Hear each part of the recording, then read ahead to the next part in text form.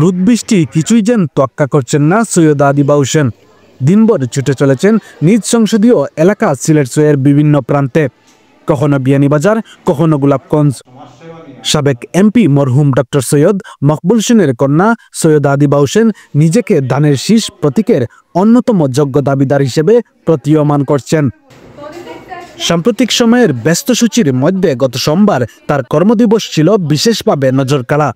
এই দিন তিনি গোলাপগঞ্জ উপজেলার আসিরগঞ্জ সিনিয়র আলিম মাদ্রাসা, বিয়ানীবাজার উপজেলার দাসুরা সিনিয়র আলিম মাদ্রাসা এবং মাটিজুড়ি উচ্চ বিদ্যালয়ের শিক্ষক শিক্ষার্থীদের সাথে সৌজন্য সাক্ষাৎ শেষে সন্ধ্যায় যোগ দেন গোলাপগঞ্জ পৌরসভা ২ নং ওয়ার্ডের ফুলবাড়ি পূর্বপাড়া গ্রামের উদ্যোগে আয়োজিত এক মত বিনিময় সভায়। আশা করব আমরা সামনে সুন্দর আমাদের দিন আসবে এবং বিএনপির বলিষ্ঠ নেতৃত্বে সকল প্রার্থী যাতে তার কাজ নিষ্ঠাভাবে পরিপূর্ণ করেন এবং আমাদের দেশকে এবং এলাকাকে এগিয়ে নিয়ে যায়।